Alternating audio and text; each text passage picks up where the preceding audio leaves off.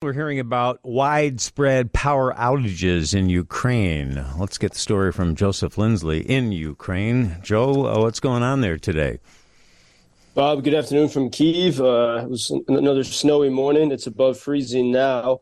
Here in Kyiv, in the capital, there's power and heat, electricity, and there is throughout most of Ukraine. I would not say it's widespread, but there has been a very intense storm over the Black Sea, which actually has affected Russia as well.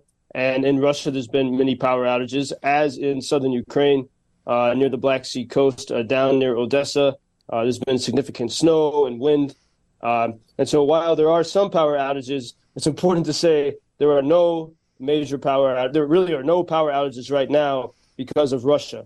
And I think this could easily get missed because what we're seeing right now in the global headlines, for a while, there was a sort of ignoring of Ukraine after Hamas's October 7th attack upon Israel. But now we start to see these sort of, strange negative threads when, in fact, despite all the warnings, day by day we go by, it's getting colder, snows keep coming, and Russia has not had any successful strikes upon Ukrainian infrastructure. We have, like a year ago at this time, people were freezing in their houses. It was scary to take an elevator because you never knew if you'd get stuck for a few hours. There actually were care packages in elevators in Kyiv, in case you did get stuck for a couple hours. None of that is happening right now. And so even though we had some nationwide air alarms this morning, but all was calm away from the front lines. Currently, the oblast or the provinces in eastern and southern Ukraine are under air alarm, but the skies are calm. There is very intense fighting in several places, especially in a little city called Avdiivka, which is very close to the Russian city, or the Ukrainian city of Donetsk, which the Russians have occupied since 2014. Very intense fighting, which we can talk about in a minute. But there's also some strange intrigue that's happening. And I think, we started to see several months ago, as Ukraine was having significant success using this limited number of longer-range weapons from the West, we start to see other tactics, propaganda tactics, and now we're seeing some new strange maneuverings. For example, big news in Kyiv today is that the wife of the chief of Ukraine's main intelligence agency, it's called the HUR, and the chief of that, his name is Kirill Budanov. He's a hero to Ukrainians. He often posts online very cheeky, sort of vague threats against the Russians, saying like, we know where you're sleeping, that sort of stuff. His agency has boasted about what they, very always vaguely, but boasted about what they've been able to do in the Crimean Peninsula. And today we have headlines that his wife, Mariana, is in hospital after being poisoned. She allegedly was poisoned with heavy metals.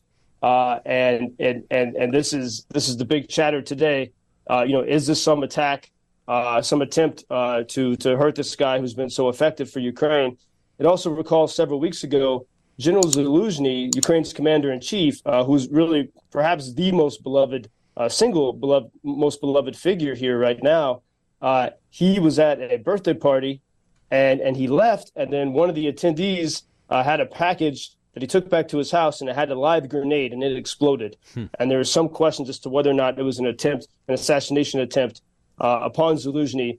But there are some indications that the Russians, as part of their long strategy, having many different backstops, do they have sleeper agents that were waiting for the moment of Russian weakness to start to try to cause disruption in new ways? So the question is that happening right now? Scary stuff.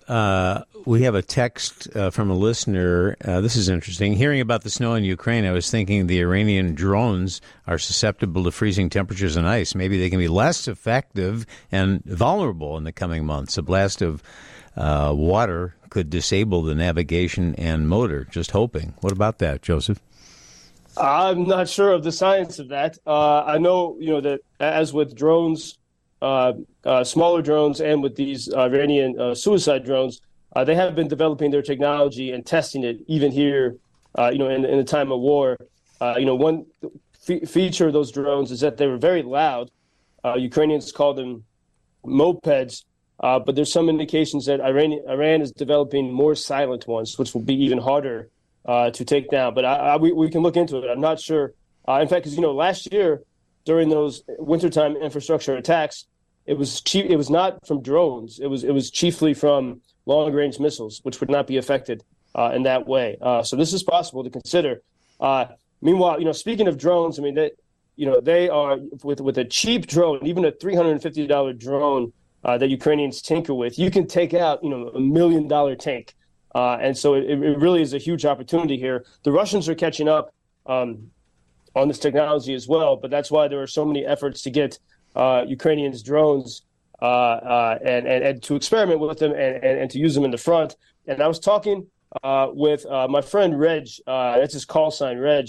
He's from Wales, and he's a British warrior. He had 6 years of experience in the British military, and he came here to fight in the very beginning of the full-scale invasion. And he's now near that city of Avdiivka, where there's very intense fighting.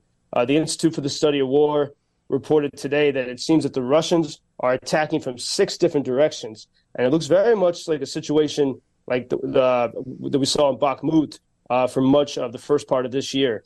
At the same time, the British intelligence says that the Russians are throwing so many bodies at Avdiivka. So while it is a very difficult situation for the Ukrainians, the Russians are sustaining enormous losses, perhaps the biggest number of losses for any particular battle that we've seen during this entire Russian full-scale invasion of Ukraine. And my friend Reg wrote to me, we're working with some people here to help him get a truck for his unit, and they provide fire support for other units going into the battle. And Reg writes, we must be ready in response to enemy movements in order to blunt Russian assaults, cover casualty evacuations, support friendly assaults, destroy troops in the open, and eliminate vehicles of the Russian armed forces, among many other things. So you can imagine it's a pretty busy day in that type of office there in the field. And Reg adds, with my experience of being involved in large-scale assaults, I truly understand how important it is to get the soldiers fire support and counter battery cover as soon as possible, no matter the cost. We have saved countless lives in fulfilling this role. And it's, I was telling the story of Reg to our networks of Americans that are helping to support because they really needed a truck. And within just 24 hours, people from the States rallied. And so now that truck will be purchased today. And so here you see, even as there is, dithering on sending long-range missiles to Ukraine, those ATACMS have proved so effective. And a smattering was awarded to Ukraine in September, but nothing more since, even though the U.S., has a supply of some 4,000, and Ukraine only has about 20. So while there still is a delay and there's not even a conversation about sending those things right now, regular people around the world continue to send their support. We cannot forget about Ukraine. And I'll end on this nice note text from another one of our listeners. Joseph Lindsley's recording of 2 Ukrainians stating their Thanksgiving greeting to America brought tears to my eyes. Slava Ukraini. Nice, huh? Well, Heroyam Slava. Mm-hmm. And it's important. Everyone I speak with here, especially on Thanksgiving, they really wanted Americans to know how grateful they are. And that is, I can vouch that is a sincere feeling from everyone I encounter here. Well, we're grateful for your reporting. Thanks, Joseph. Until tomorrow. Thank you, Bob. Thank you for introducing Ukraine on your social media pages. That's very important that much more people can get more information about the situation here and how everybody can help Ukraine to stay stronger and to save all the world. Что он сказал? Well, which side are you on? На чьей ты стороне? Come on now. Oh, which side are you on? На чьей ты стороне? Седьмой.